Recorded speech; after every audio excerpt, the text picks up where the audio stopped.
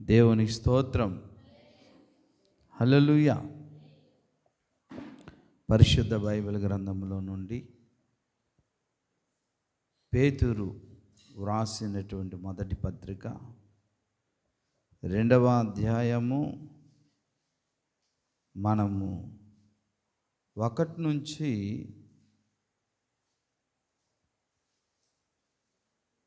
3 వచనాలు చదువుదాం.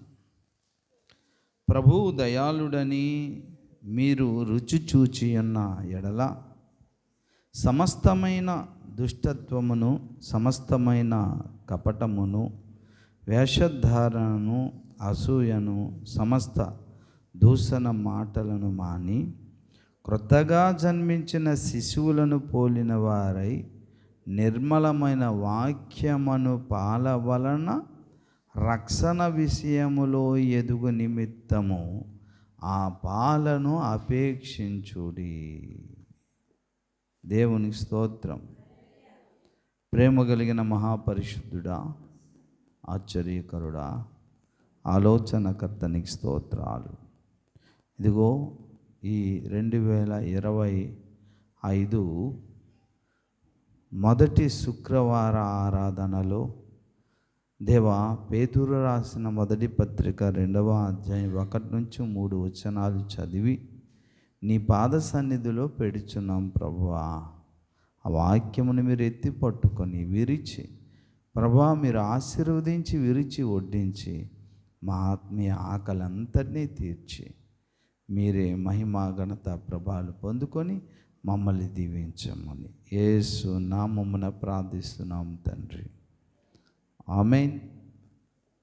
హల్లెలూయా. ప్రియా దేవుని బిడ్డలారా, ప్రతి సంఘానికి, ప్రతి విశ్వాసికి ఎటువంటి సంఘ కాపరి అవసరం, ఎటువంటి సంఘ కాపరి సంఘానికి ఉండాలి, ఏ సంఘ కాపరి యొక్క కాపరత్వములు విశ్వాసులు సంపూర్ణ సిద్ధి పొందగలరు అని మనం ఆలోచన చేస్తే కొన్ని క్వాలిటీస్ ఉంటాయి సంఘ కాపరికి.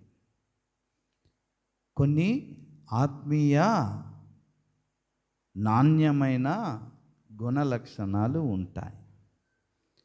దేవుడే ఆ విధంగా సంఘ కాపరులను చెక్కుతాడు.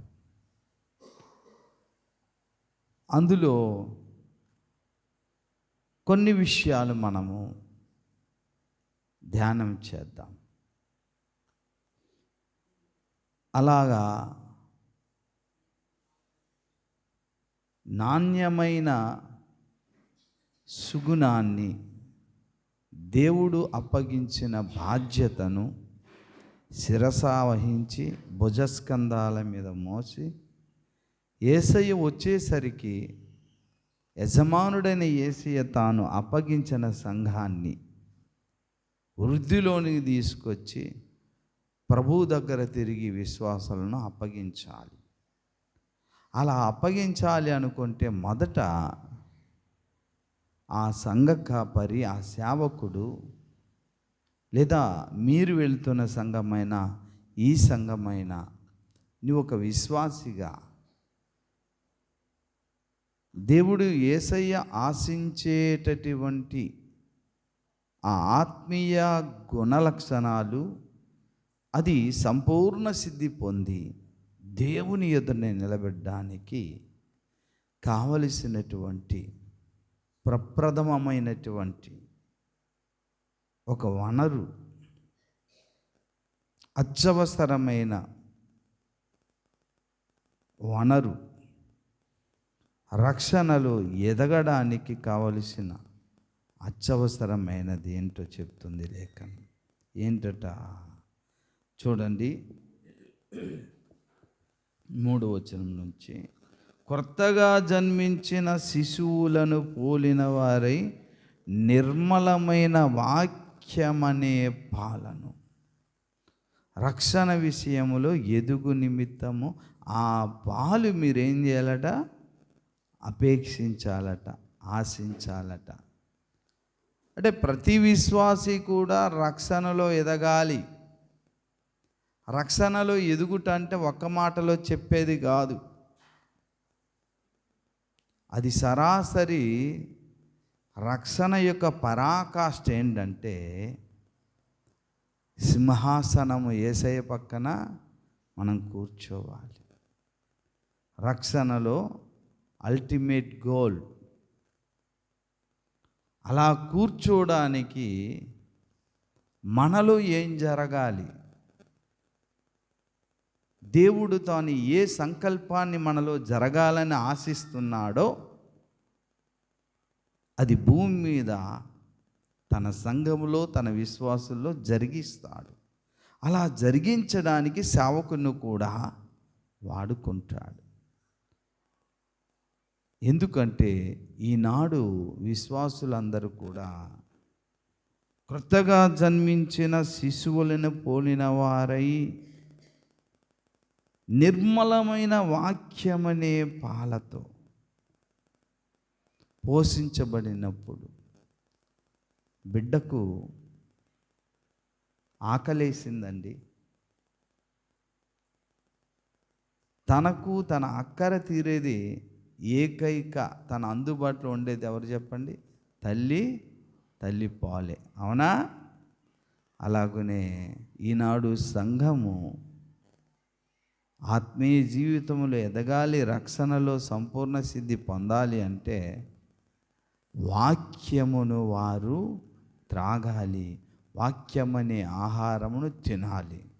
ఇలా వాక్యమును త్రాగనిచ్చి వాక్యమనేటటువంటి ఆహారమును ఎవరైతే చక్కటి అన్నమును పెడతారో అటువంటి కాపరులు నిజంగా దేవుడు పనిచేసిన వారు,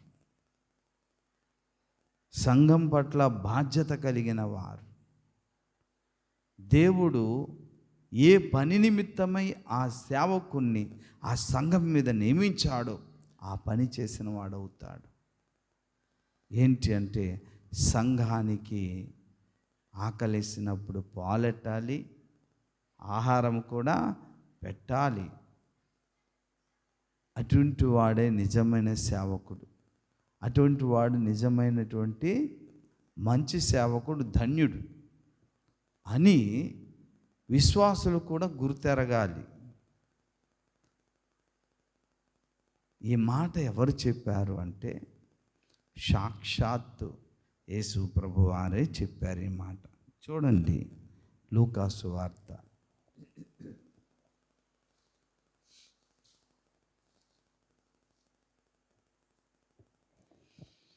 12వ అధ్యాయం 41వ వచనాన్ని చదువుతున్నాను.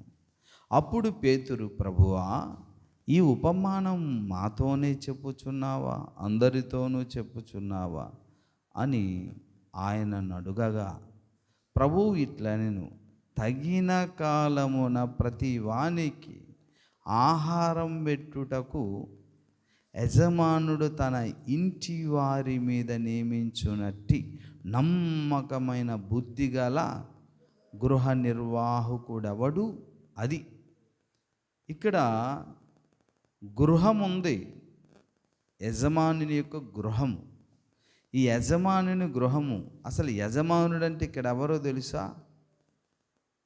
సర్వశక్తి గల నజరుడైన యేసయ్య.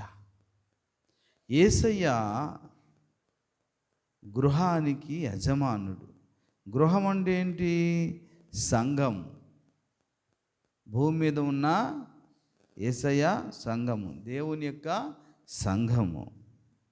కాబట్టి యేసయ్య ఇల్లు అనే సంఘం మీద ఇంటిలో హౌస్ కీపర్స్ ఉంటారు.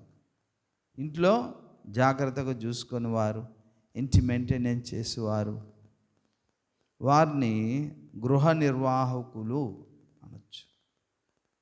ఏమా, ఇల్లంతా కూడా చక్కబెట్టే పని మనుషులు పెడతారు. భార్య భర్తలు ఉద్యోగానికి వెళ్ళిపోతారు. ఇంట్లోనేమో 10 మంది పిల్లలు ఉన్నారు. సరే, మరి ఆ భార్య భర్తలు ఉద్యోగస్తులు కాబట్టి తెల్లవారు 7కి వెళ్తారు, రాత్రి 9, 9:30కి ఈ టైంకి వస్తారు అనుకుందాం. అలాంటప్పుడు పిల్లలకి ఆడించి ఆలన చేసి పాలిచ్చి స్నానం చేయించి డ్రెస్సులు మార్చి చెడ్డీలు మార్చి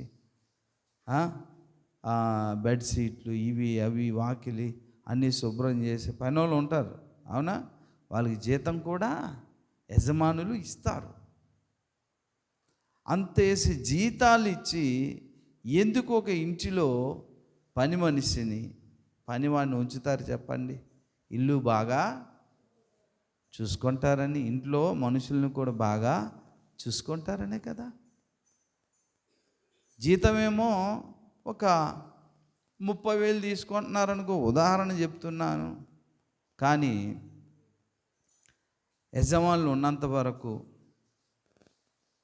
వాళ్ళు డ్యూటీకి వెళ్ళేంత వరకు కూడా వాళ్ళు ఎదుట గాబరాగా తొందరగా అబ్బో బహు బాగా శ్రమ పడిపోతున్నట్టుగా, కష్టపడిపోతున్నట్టుగా వాళ్ళిద్దరిని మెప్పించడానికి వాళ్ళు ఉన్నారు కదా. 8 అయింది, టైం అయిపోతుంది కాబట్టి భార్య వేరే ఉద్యోగం, భర్త వేరే ఉద్యోగం, వెళ్ళిపోయారు. వెళ్ళిపోయిన తర్వాత సరే, ఆ ఇంటి హౌస్ కీపర్ అంటే ఇంటిని నిర్వహించేవాడు, అంటే చూసుకునేవాడు, ఇంటి కాపలావాడు, అన్ని మెయింటెనెన్స్ చేసేవాడు. వెళ్ళారు కదా వీళ్ళ మమ్మీ డాడీ, ఇక నా ఇష్టమే అనుకొని ఆ పిల్లలు, పసిపిల్లలు మహా ఎక్కువైతే 10 నెలల్లో 11 నెలల్లో ఆవురావురంటే కేకలేసి ఏడుస్తున్నాడు. సెల్ ఫోన్ పట్టుకొని గేమ్లు ఆడుకోవడం, వాట్సాప్ చూసుకోవడం, ఫేస్బుక్ చూసుకోవడం చేస్తుంటే ఆ పిల్లలు ఏడుస్తున్నారు. కాస్త 2 ఏళ్ల వయసు పిల్లలేమో బయట ఆడుకుని వాళ్ళంతా కంగాలు చేసుకున్నారు. మరి కొంతమంది పిల్లలు ఉన్నారు, వారు కూడా ఏదో ఆడుకున్న ఆకలితో ఏడుస్తున్నారు. వాళ్ళందరికీ కూడా ఏమేమి కావాలో జాగ్రత్తగా చూసి ప్రిపేర్ చేయడం ఆ ఇంటి కాపలావాని యొక్క పని. అలా కాకుండా టీవీలో సీరియల్ చూసుకుంటూ, సెల్ ఫోన్లో వాట్సాప్లు, ఫేస్బుక్లు, యూట్యూబ్లు, ఇవి ఏదో వీడియో గేమ్ చూసుకుంటూ ఉన్నారనుకోండి. సరే, కరెక్ట్గా మరలా వాళ్ళు రాత్రి 8:30 కల్లా వచ్చేస్తారు అనగానే అప్పుడు మళ్ళీ జాగ్రత్తగా ఫోను స్విచ్ ఆఫ్ చేసి పెట్టేసి అలసిపోయినట్టుగా ఇలాగా నటిస్తే, అందులో ఏ పని నిమిత్తమైతే ఆ యజమానులు తనకు పనిలో పెట్టారో ఆ పని చేయకపోతే అది అన్యాయమా కాదా? చెప్పండి, న్యాయమా అన్యాయమా? అన్యాయమే. ఒరే బాబు, ఎందుకురా, మాకు అవ్వట్లేదనే కదా నీకు జీతాన్ని ఇచ్చి పెట్టి పిల్లల్ని ఇల్లు వాకిలి జాగ్రత్త చూడమని చెప్పాము. అది చేయకుండా ఎక్కడ సామాన్లు అక్కడ వదిలేసావు. ఈ పిల్లలతోనే అయిపోతుందండి మాకు. ఏటైపోతుంది? అంత అబద్ధాలే. కాబట్టి సరే, కనిపెడతాడు, భార్య భర్తలు ఇరువురు కనిపెడతారు పనివాడు ఎలా చేస్తున్నాడని. తెలియకుండా సీసీ కెమెరాలు పెట్టారనుకోండి. సరే, 7:30, 8 వరకు అలసిపోయి పని చేశారు. కానీ తరువాత టైం అవుతుంది, రామారావు జాగ్రత్త చూసుకో పిల్లల్ని అని అన్నారు అనుకో. సరే మేడం, తప్పకుండా మీరు నిశ్చింతగా వెళ్ళండి, నేను చూసుకుంటాను కదా అని నమ్మకంగా చెప్పేసి వీళ్ళు ఏం చేశారో తెలుసా? వచ్చేసరికి కాస్త లేట్ అవుద్ది, బహుశా 10 అయిపోవచ్చు, పిల్లలకి ఏది కావాలో అంతా చూసుకోండి అని చెప్పారు. సరే, తప్పకుండా మీరు నిశ్చింతగా వెళ్ళండి అమ్మా అని ఆ ఇంటి యజమానురాళ్ళకి అన్నారనుకో. సరే, వెళ్ళారు వీళ్ళిద్దరు. కానీ వెళ్ళి రాత్రి 10, 9:30 ఈ టైంకి వస్తానన్నారు కదా. వీళ్ళు వెళ్ళి ఏం చేస్తారంటే మధ్యాహ్నం లంచ్ టైంకి ఇంటికి వచ్చేసారు. 12:30, 1 గంటకి వచ్చి చూసేసరికి పెద్ద సౌండ్ వేసుకొని ఆ గోడ టీవీలో పెద్ద పెద్ద సినిమా పాటలు వేస్తూ, చేతుల సెల్ ఫోన్లో ఎవరెవరితో మాట్లాడుతూ, పిల్లలు అక్కడ ఏడుస్తుంటే, పిల్లలందరూ కూడా ఆకలితో ఉంటుంటే, సరే సడన్గా పెరట్లో ఉన్నటువంటి డోర్ తీసి లోపలికి వచ్చి చూశారు.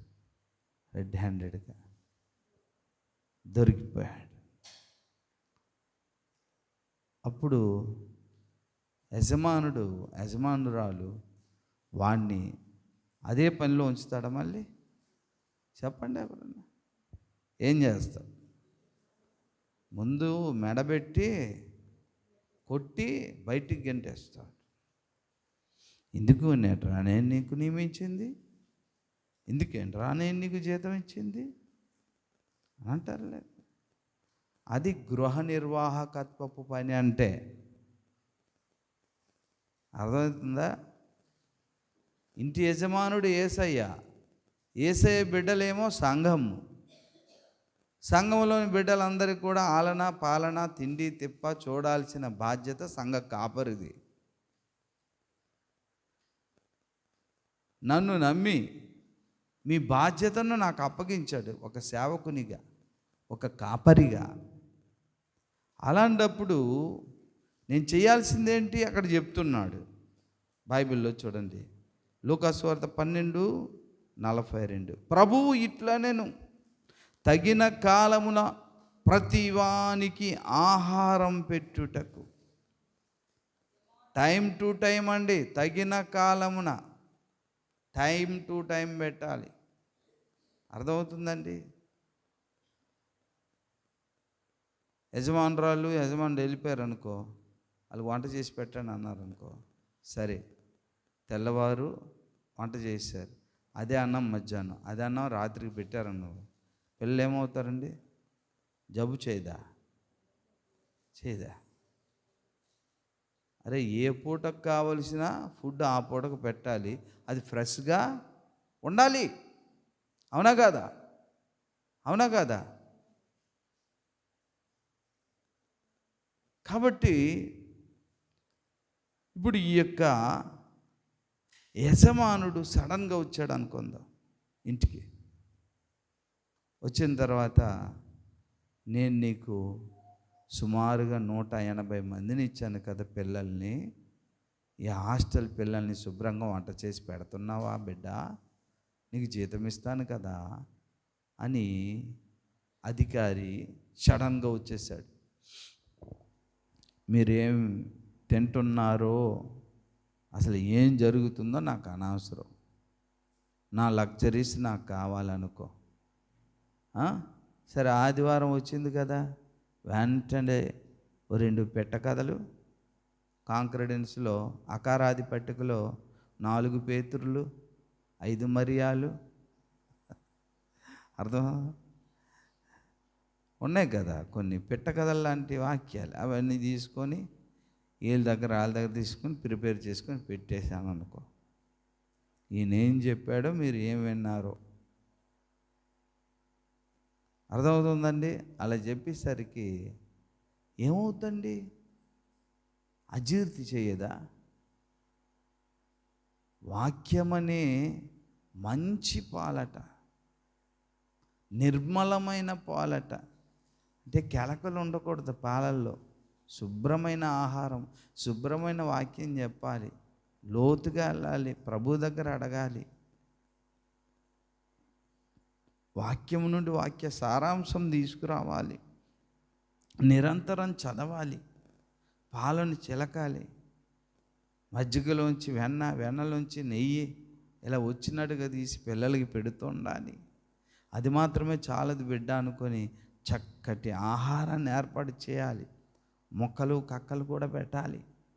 అప్పుడు హ్యాపీగా, అది మాత్రమే కాకుండా పళ్ళు కూడా పెట్టాలి, ఫ్రూట్స్ కూడా పెట్టాలి, జ్యూస్ కూడా పెట్టాలి. హాయిగా ఎదుగుతుంటారు పిల్లలు. అదేది చేయకుండా, అరే యజమానుడు ఇంకా తిరిగి రాలేదు, వచ్చేసరికి చాలా ఆలస్యం అవుద్దులే, మరి నేను ఎంజాయ్ చేయొద్దా అనుకొని బైబిల్ వాక్యాలు చదవక, మోకాళ్ళ ప్రార్థన లేక, సువార్త లేక, మీకోసం ప్రార్థన చేయకుండా, మీకోసం వాక్యం సిద్ధపరచకుండా, ఏవేవో బట్టలు, మంచి బట్టల కోసం, లేదనుకుంటే సిటీ ఎంతో అందంగా ఉంది చూద్దాం అనుకొని, అంటే రిలయన్స్కి చూసి బీచ్లు అంటే తిరిగి వచ్చేసరికి పిల్లలు ఏమవుతారండి? అందుకనే చాలామంది ఇప్పుడు షార్ట్కట్లో వాక్యాలు చెప్తున్నారు అందరూ. ఎందుకు తెలుసా? ప్రజలు కూడా షార్ట్కట్ కోరుతున్నారు ఇప్పుడు అందరూ. అర్థమవుతుందండి? యూట్యూబ్ షార్ట్స్లో 1 నిమిషానికి మించితే అది పెద్ద వీడియో లెక్క వెళ్ళిపోద్ది. 1 నిమిషం లోపే 60 సెకండ్స్ లేదా 59 సెకండ్స్ వరకు చిన్న వాక్యం చెప్తారు. దానికి లైక్ వీళ్ళకేటే అర్థమైందో ఆల్రెడీ చెప్పారు, అర్థం కాదు. అది చూసి జనాలందరూ ఏమవుతున్నారు? అబ్బా ఎంత వాక్యం మోసపోతున్నారు, మోసగిచ్చుతున్నారు. చెప్పండి అమ్మా, 1 నిమిషం వాక్యముకి చాలా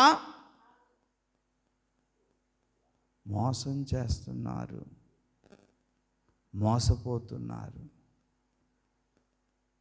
అందరు కాదండోయ్, మళ్ళీ చెప్తున్నాను. అందుకని మీరు సెలెక్ట్ చేసుకోవాలి. వాక్యాన్ని మా పాస్టర్ గారు చదువుతున్నారా రోజు? మేము చదవడానికి మా పాస్టర్ గారు ఏదైనా ఏర్పాట్లు చేస్తున్నారా? మా అయ్యగారు వాక్యం చదువుతూ ఎక్కువగా వాక్యానికి ప్రాధాన్యత ఇస్తున్నారా? ఎందుకంటే మాకు కావాల్సింది ఆహారమే, అది తప్ప మరొకటి లేదు. చంటిబిడ్డకి జీవించాలంటే ఏంటంటే ఆధారం? పాలే. మనం కూడా బ్రతకాలంటే ఏంటి ఆధారం? ఆహారమే. యేసయ్య కూడా ఏం చెప్పాడు? పేతురు కూడా ఏం చెప్పాడు చెప్పండి? నిర్మలమైన వాక్యమనే పాలు మీరు అపేక్షించండి, ఎందుకంటే మీరు రక్షణలో ఎదుగుతారు. మీరు బలవంతులు కావాలంటే వాక్యాహారం తినాలి. తినాలంటే ఎలాగా? మీరు కొత్తోళ్ళు కదా, పసిపిల్లలు కదా, ఇంకా రక్షణలో ఎదుగుతున్నవారు కదా. మీకు ఆహారం కావాలంటే ఆల్రెడీ ఎదిగిన సేవకులు ఉన్నారు, వారు చదివి ధ్యానించి ప్రభు దగ్గర తెలుసుకొని పరిశుద్ధాత్మ సహాయము ద్వారా సంఘానికి ఆహారం పెడుతుంటే సంఘము నానాటికి ఏమవుద్దండి? వృద్ధి చెందుద్ది, సంపూర్ణ సిద్ధి పొందుద్ది. ఆ పని చేయాల్సిన అత్యవసర బాధ్యత ఎవరిది? సంఘ కాపరిది. ఈ రోజుల్లో దేవుని వాక్యము ఒక 30 గంట చెప్తే నీరసించిపోయి అరగంట ఎక్కడ చెప్తారో అక్కడికి వెళ్ళిపోతున్నారు. అరగంట కూడా ఎక్కువైపోద్ది అనుకున్నప్పుడు పావుగంట చెప్పే వాళ్ళ దగ్గర ఎంత బాగా చెప్పారో 10 నిమిషాలైనా. అర్థమైందండి? కనుక సమృద్ధి అయినటువంటి ఆత్మీయ జీవాహారమైన వాక్యాన్ని ఏ సేవకుడైతే ధ్యానించి ప్రభు పాదాల దగ్గర సత్యాన్ని, సర్వసత్యాన్ని ఎవరైతే బోధిస్తారో అటువంటి సంఘ కాపరిత్వంలో, అటువంటి సంఘ కాపరి యొక్క కాపరత్వంలో ప్రతి విశ్వాసి ఉండడం నిజంగా ధన్యకరం. హల్లెలూయా. ఇప్పుడు ఎక్కువ సొంత డబ్బాలు ఎక్కువైపోయాయి. వాక్యాన్ని నేను చెప్పట్లే, సొంత డబ్బాలు. నేను ఇంత గొప్పోడిని, నాకేమో దేవుడు పిలిచాడు తెలుసా, ఇక్కడ ఉన్న వాళ్ళు ఎవ్వరు కూడా నాతో సమానము కాదు. గజపతి నగరంలో నిన్న వెళ్ళాను, ఫస్ట్ ఆరాధన కదా లక్షవారం. వెళ్ళినప్పుడు మన విశ్వాసులందరూ కూడా చెప్తున్నారు, అయ్యా ఒక వ్యక్తి వచ్చారు, ఇక్కడ మీటింగ్ పెట్టారు, ఎందుకంటే మా వీధిలో ఉన్నవాళ్ళు అక్కడికి వెళ్తారు, ఓ 2 కుటుంబాలు, పక్కింటోలే కదా అనుకొని తెలిస్తే మేము వెళ్ళాం ప్రార్థనకి. అయితే ఆ ప్రార్థనలో ఏం చెప్పారో తెలుసా? గత 3 సంవత్సరాల నుంచి చెబుతున్న బోధే చెబుతున్నారట. ఏంటమ్మా బోధ అంటే, ఏముందండి, ఒకసారి వర్షాలు పడితే మన చర్చి ఫోన్ చేసి అడిగారు కదా, ఇచ్చాము. మన చర్చిలో మీటింగ్లు పెట్టుకున్నారు వాళ్ళు, పోనీలే ఓకే తనకే ఉందని నేను కూడా అప్పుడు. వాళ్ళు ఏమన్నారట, ఒక వ్యక్తిని తీసుకొచ్చారు. తా అంటే తందాన్ని అనాలి కదా, బాబు నువ్వు వాక్యం చెప్పమన్నారట. ఇదిగో ఈ రోజుల్లో పాస్టర్ గారులందరూ దొంగలే. ఈ పాస్టర్ గారు ఉన్నారు చూసారా, నిజంగా మీ కాలు పట్టుకొని దండం పెడతాను, అంత పరిశుద్ధుడు. ఇదేట్రా, ఈయన కోసం చెప్పుకోవడానికి ఈయన తీసుకొచ్చాడు అన్నమాట. అది 3 సంవత్సరాల క్రితం బోధయ్య గారు, సరేలే పాస్టర్ గారి కోసం చెప్పారులే అని ఊరుకున్నాం. నెక్స్ట్ ఇయర్ ఏంటో తెలుసా, మళ్ళీ ఈ లోకంలో ఈ గజపతి నగర పట్టణంలో నన్ను అయితే డైరెక్ట్గా ఏలియా అని పిలిచినట్టుగా దేవుడు పిలిచి పంపించాడు ఇక్కడికి, తెలుసా అనుకో. ఒకసారి చెప్పారు, దేట్రా, కనుక మీరు నన్ను నమ్మాలి, జాగ్రత్త, నన్ను నమ్మకపోతే చాలా కష్టాలు కూడా వస్తాయి అని మనోళ్ళకి ఎర్రికారం అయిపోయింది. రెండోసారి కూడా మళ్ళీ రీసెంట్గా వారం రోజుల క్రితం ఏం చెప్పారట, మళ్ళీ ఏమనుకుంటున్నారు, దేవుని నన్ను ఎందుకు పిలిచాడు తెలుసా? అదిగో అలా సంతోట్లో ఉన్న పాస్టర్ లాంటి కాదు నేను, గజపతిలు చాలామంది ఉన్నారు, ప్లస్ మన కోసం కూడా అలాంటి వాళ్ళని కాదు నేను పర్ఫెక్ట్. ఏమనుకుంటున్నారు అని సొంత డబ్బా ఆ ఎర్రికారం అయిపోయి నా దగ్గర చెప్పారు ఆ విశ్వాసులందరూ. ఇదేంటండి ఇలాంటి దొంగబోధ దుర్బోధ చేస్తున్నారు వాళ్ళు అన్నారు. ఏమ్మా అంటే, ఎప్పుడు ఒకే బోధ, పబ్లిక్లో సువార్త పెట్టిన తర్వాత ఆ పాస్టర్ ఇలాంటి వాళ్ళు, ఈ పాస్టర్ ఇలాంటి వాళ్ళు, అలాంటి వాళ్ళు, నేనైతే అలా కాదు అని పబ్లిక్లో మైక్ పట్టుకొని చెప్తుంటే ఎవడండి మా వీధులు నమ్ముతారు, తిరిగి భ్రష్టులు అయిపోతారు, ఏంటిది అని బ్లెస్సీ, కృపామాయి, మెర్సి అంటే శకుంతల, పద్మ, వీళ్ళందరూ, గోవింద్ గారు చాలా కోప్పడిపోతున్నారు. సరే ఇక చాలు, వాళ్ళు ఎప్పుడు మీటింగ్స్ పెట్టినా మీరు వెళ్ళకండి, సహకరించకండి. చూసారా, నేను ఇతరుల కోసం చెప్పనవసరం లేదు, మీరే తెలుసుకుంటారు. హల్లెలూయా. ఇతరుల్ని బ్యాడ్ చేయడం నా పని కాదు, వాక్యాన్ని హెచ్చించడం, సత్యాన్ని చూపించడం, సర్వసత్యంలో నడిపించేటట్లుగా పరిశుద్ధాత్మ దేవుని సహాయం అడగడం, అంతే నా పని. కాబట్టి మీరు తెలుసుకోవాలి ఎటువంటి బోధకుడు మీకు అవసరం, ఎటువంటి యొక్క కాపరి అవసరం, ఎటువంటి కాపరి యొక్క కాపరత్వం కింద మీరు ఉండాలనేది యేసయ్య చెప్తున్నాడు ఇక్కడ.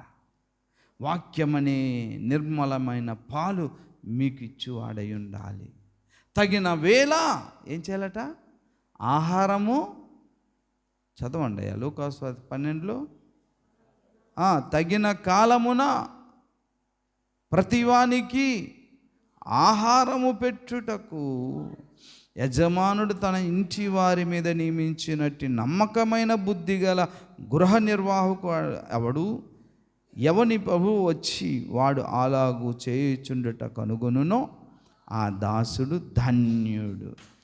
అటువంటి గృహ నిర్వాహకుడు, ధన్యుడైన గృహ నిర్వాహకుడు ఎవరంటే, ధన్యుడైన పాస్టర్ గారు ఎవరంటే, యేసయ్య చెప్తున్నాడు ఇక్కడ, తగిన కాలమందు సంఘానికి ఖచ్చితంగా అన్నం పెడుతుండు వాడై ఉండాలి. ఆ కాపరి ధన్యుడట. నేను అనలేదు, ఎవరన్నారండి ఈ మాట? Yes yes yes. కనుక ప్రియమైన బిడ్డలారా, మీరు నన్ను హెచ్చించాలని నేను కోరుకోవట్లేదు, కానీ యేసయ్య చెబుతున్న మాటలను కాస్త పట్టించుకోండి అని అంటున్నాను అంతే. మీరు పట్టించుకోవాలి. ఈ రోజుల్లో వాక్యాన్ని నేర్పట్లేదు. ఏం నేర్పుతున్నారో తెలుసా? కొన్ని సంఘాలలో, అన్ని సంఘాల్లో కాదు, విమర్శలు నేర్పిస్తున్నారు. విమర్శలు. ఇల్లులు కొత్తే, ఎలకలు పాతవి. కొత్త కొత్త సంఘాలు ఏర్పడుతున్నాయి, కానీ పాత విశ్వాసులే. అల్లా సంఘంలో 10 మంది, ఇల్లు సంఘంలో 5, అల్లా సంఘంలో 20 మంది లాక్కెళ్ళిపోయి మాదో సంఘం అని బోర్డు పెట్టుకుంటున్నారు.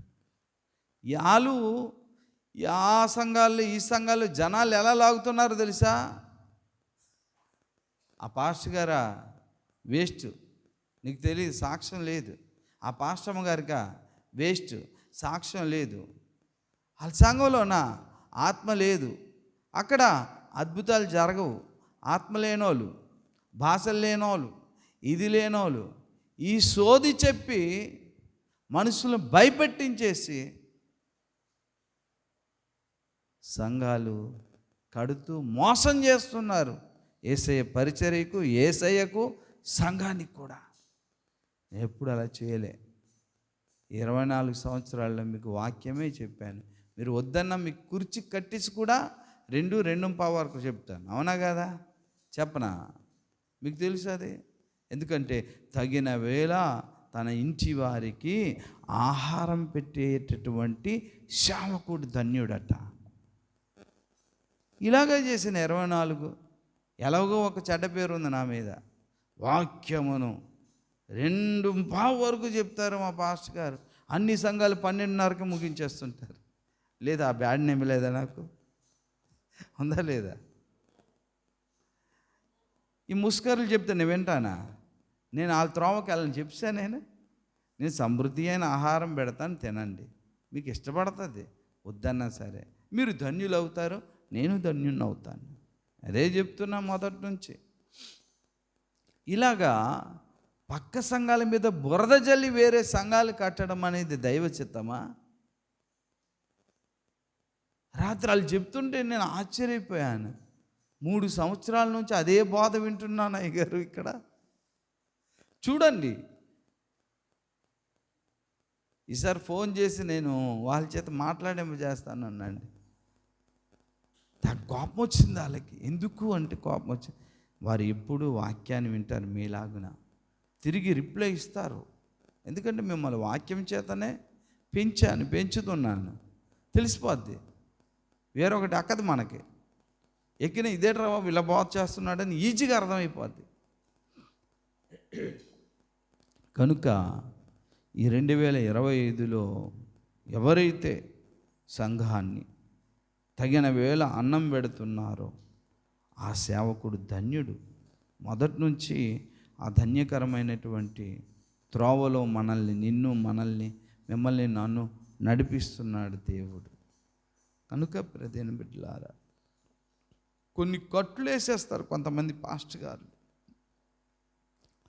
నేను చిన్నప్పుడు సినిమాకి వెళ్ళేవాడిని. సరస్వతి హాల్కి, కృష్ణ హాల్కి, న్యూపూర్ణ కదా. ఈ న్యూపూర్ణ జంక్షన్లో ఒక తాంత్రికుడు ఏం చేసేవాడు అనుకుంటే, మంచి సినిమాలో అయిపోయి ఇంటర్వెల్లో లేదా ఇంటర్వెల్ ముందు తర్వాత సినిమా అయిపోయిన తర్వాత ఒక పాము, ఒక పావురము గారడి చేసేవారు. వాళ్ళ కూతుర్ని పడుకోబెట్టేవారు. అందరూ చూసేవారు. ఆ కూతుర్ని ఈ పీక నులిపిస్తారు ఇలాగా. వెళ్ళకండి జాగ్రత్త, మీరు వెళ్ళారా మా పాప చచ్చిపోతాను, వెళ్ళిపోతాను అంటే కట్టేయడం అన్నమాట. అది మీరు వెళ్ళిపోయారా? గుర్తుందండి మాయ గారు, మీరు గుర్తుందా? ఇప్పుడులో అది లేదు కానీ గుర్తుందా రూబేన్? ఇప్పుడు లేరా? ఇప్పుడు ఉన్నారా? అప్పుడప్పుడు చేస్తుంటారా? అంటే కట్లేస్తుంటారు అన్నమాట, భయపెట్టించేస్తారు. ఇగో నువ్వు వెళ్ళావా మా పాపిక బ్రతకదు, చూడు రక్తం, రక్తం చూడు. భయస్తుడు ఏం చేస్తాడు? బాబు వెళ్ళను బాబు, ఇక్కడ ఉండిపోతాను అంటాడు. అలాగే పాస్టర్ గారు కొంతమంది మాయ మాటలు చెప్తే, అందరు కాదండోయ్, నాకు ఎదురైన వారు కొందరు ఉన్నారు. ఏం చెప్తారు తెలుసు? విమలా, నా మాట వినవా? జాగ్రత్త, నా మాట విననందు చేతే రోజాకి ఏమైందో తెలుసా? అడుగుకావలసే. చెప్పేసరికి ఏమైంది రోజా అంటే, ఏమీ లేదు, మొన్న టైఫాయిడ్ జ్వరం వచ్చింది. అరే అయ్యగారికి ఏదైనా అంటే ఏమనుకో, చర్చిలో జాగ్రత్త కొనాలి, నా మాట లేకుండా ఏం చేయకూడదు. ఇలా కట్లు బిగించడం కాదు. టైఫాయిడ్ జ్వరాలు రాదా ఎవరికి? విరేచనాలు అవ్వదా ఎవరికి? చెప్పమ్మా, నడు నొప్పులు రావా? చాలా తప్పు. అయ్యో అనుకుని పాపం మన సుభద్రమ్మ గారి మనవరాలకి ఒంట్లో బాగోలేకపోతే ఇదంతా కఫం పడితే పెద్ద హాస్పిటల్ ఆ చివరిని జాయిన్ చేశారు. వెళ్ళాను, ప్రార్థన చేశాను, దేవుడిది బాగానే ఉంది. ఆ రోజు మన మీటింగ్ పెట్టేసి తల్లిదండ్రులు చేసిన పాపం బట్టి ఆ పాపకి శాపంగా వచ్చింది జబ్బులు. ఏంటిది అంటే దాని అర్థం భయపెట్టించేస్తున్నారు. ఇటువంటి వారందరూ కూడా ఈ రోజున సంఘానికి కాపర్లైపోయారు. కనుక వీళ్ళ మీద యుద్ధం చేయాలి. అసత్య బోధలు, తల్లిదండ్రులట ఏది పాపం చేసి పబ్లిక్ చెప్తున్నాడు ఈయన, కాబట్టి పిల్లడికి జ్వరం వచ్చింది అంటున్నారు.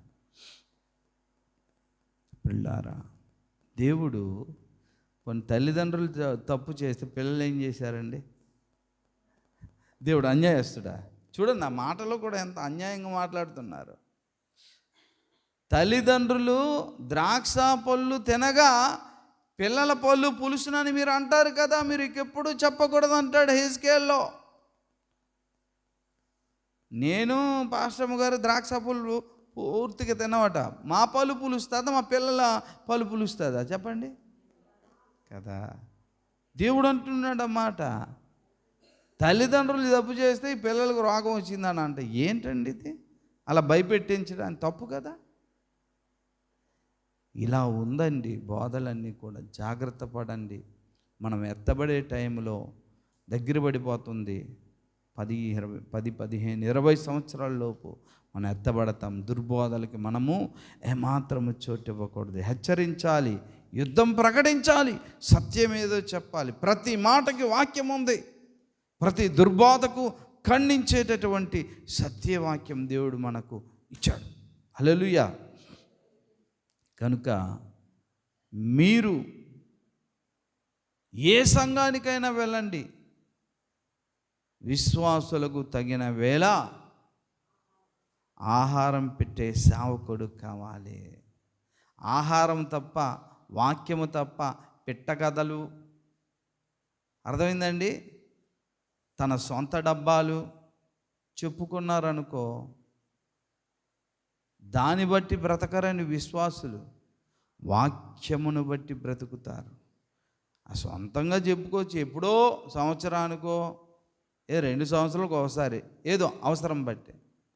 ప్రతిసారి అదే, నేను గొప్పోడిని, నేను గొప్పోడిని, నేను గొప్పోడిని. ఎవడు గొప్పోడయ్యా? విశ్వాసులు గల క్రియేట్ చేస్తున్నారు.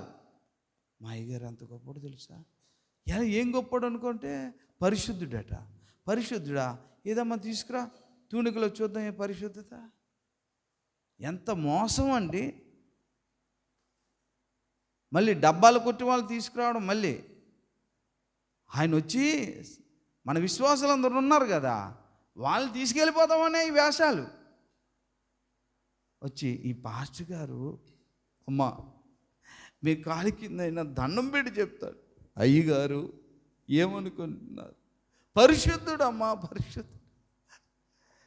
అయ్యగారు పరిశుద్ధుడు అంటే యేసయ్య కూడా పెద్ద పరిశుద్ధుడు కాదు అతని దగ్గర. యేసయ్య కోసం పరిశుద్ధుడు అని చెప్పట్లేదు వీడు, ఈ భ్రష్టుడు. ఈ నష్టపోడు. యేసయ్య పరిశుద్ధుడు అని చెప్పట్లేదు, పాస్టర్ పరిశుద్ధుడు. ఇప్పుడు అదే బాధ అయింది. ఏ పాస్టరు ఏ శరీరం కూడా దేవుడు ముందు అతిశయించడానికి వీలు లేదు. బైబిల్ చెప్తుంది. ఈ పాస్టర్ పరిశుద్ధుడు అని బైబిల్ ఎక్కడ ఉంది చెప్పండి? ఈ మానవుడు పరిశుద్ధుడు అని బైబిల్ ఎక్కడ చెప్తుంది చెప్పండి? మనం ఎప్పుడు చెప్పాలంటే, అయితే మనం పరిశుద్ధులం కామా? అరే బాబు, పరిశుద్ధుడు అక్కడే, దేవుడు అక్కడే. మరి మనం ఎప్పుడు చెప్పుకుంటాం అంటే, మనము కూడా పరిశుద్ధులమే. ఎవరిని బట్టి అంటే, యేసుని బట్టి పరిశుద్ధులము తప్ప నా బట్టి నేను పరిశుద్ధుని కాను అని చెప్పగలగాలి. అర్థమవుతుందా మీకు? నా బట్టి నేను పరిశుద్ధుడను కాను, యేసు నాకు దయచేశాడు, యేసును బట్టి నేను పరిశుద్ధుని అవుతున్నాను తప్ప నా బట్టి నేను పరిశుద్ధుడను కాను. ఈరోజు నాకు పరిశుద్ధత ఎలా వచ్చిందంటే, యేసును బట్టి పరిశుద్ధుడు అయిపోయాను నేను. అది యేసును పక్కన పడితే నాలో ఏమీ లేదు. అందుకని నేను ఎప్పుడు పరిశుద్ధుడినే. ఎందుకంటే నా యేసయ్యను అత్తుకుంటూ ఉంటాను కాబట్టి, నా యేసయ్యను కౌగిలించుకుంటూ ఉంటాను కాబట్టి నేను ఎప్పుడు పరిశుద్ధుడినే. నా యేసుని ఎప్పుడైతే పక్కన పెట్టానో అప్పుడే నేను ఘోరమైన నరక పాత్రను, ఘోరమైన పాపను. కాబట్టి నా యేసుని నేను విడవను. నా యేసుని బట్టి నేను ఎల్లప్పుడూ పరిశుద్ధుడనే. ఎందుకంటే యేసయ్యను నేను విడవను, ఆయన నన్ను విడవడు. కానీ ఆయన నేను విడిచిపెట్టిన, ఆయన నన్ను విడిచిన నేను పరిశుద్ధుడను కాను. అదే చెప్తున్నాను, బైబిల్ అదే చెప్తుంది. రోమపత్రిక చూడండి, త్వరగా ముగించేస్తాను. రోమీయులకు రాసినటువంటి పత్రిక 3వ అధ్యాయం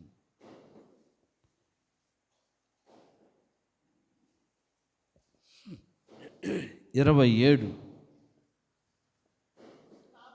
కాబట్టి అతిశయ కారణం ఎక్కడ? అది కొట్టివేయబడింది. బాబు, అతిశయ కారణం అంటే గర్వించే కారణం, నేను పరిశుద్ధుని అనడానికి వీల్లేదు, అది కొట్టివేయబడింది. కొరింథీయులకు రాసినటువంటి పత్రిక 1 కొరింథీ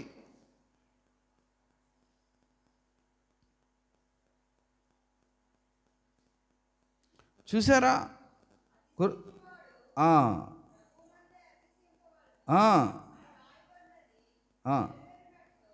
కొరింథీ 1:31. ఓకే, 26 నుంచి, సహోదరులారా, మిమ్మును పిలిచిన పిలుపును చూడుడి. మీలో ఒకరిదిగా జ్ఞానులైనను ఘనులైనను గొప్ప వంశవారైనను అనేకులను పిలువలేదు, కానీ ఏ శరీరియు దేవుని ఎదుట గర్వించకుండునట్లు. చాలండి. ఏమంటున్నారండి? ఏ శరీరయు, అన్ని శరీరాలు కానండి. పౌలు కంటే మా అయ్యగారు గొప్ప పరిశుద్ధుడండి. ఆ శరీరము అనొచ్చా? ఈ వాక్య ప్రకారంగా అనొచ్చండి? మరొకసారి చదవమ్మా. 27 ఏ శరీరియు దేవుని ఎదుట అతిశయింపకుండునట్లు ఏం చేశాడట? అతిశయ కారణాన్ని కొట్టేశాడట. రోమపత్రిక 3:27 చదవండి ఒకసారి ఇప్పుడు. 3:27. కాబట్టి అతిశయ కారణం ఎక్కడా? అది కొట్టివేయబడింది. చెప్పండి, ఎక్కడ ఉందండి ఇంకా? అందుకే నేను ఎప్పుడు చెప్తాను, మే అయ్యగారు గొప్పోరు మహాపరిశుద్ధుడు అని చెప్పకండి. అయ్యగారు సత్యవాక్యం చెప్తారు అని సత్యమును గూర్చి చెప్పండి, సత్యమును గూర్చి పోరాడతారని చెప్పండి, మంచి వాక్యం చెప్తారని చెప్పండి. మా అయ్యగారు మహాపరిశుద్ధుడని ఎప్పుడు నా కోసం చెప్పకండి. ఏమీ లేదు నా యందు. ఏ శరీరియు అంటే ఏదండి? అంటే వీళ్ళు శరీరాలు కాదు, గ్రహాంతరవాసులు కాబట్టి హెచ్చించుకుంటున్నారు. అర్థమవుతుందండి? ఏ శరీరియు అతిశయింపకుండున్నట్లు అతిశయ కారణమే ఏం చేశాడట? దేవుడు కొట్టేశాడట. ఏంటి బైబిల్ చెప్తుందా లేదా?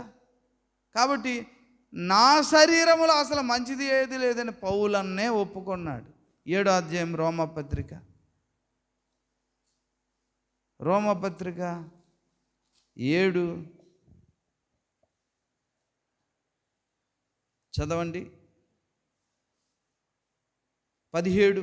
కావున ఇకను దాని చేయునది నా యందు నివసించు పాపమే గాని నేను కాను.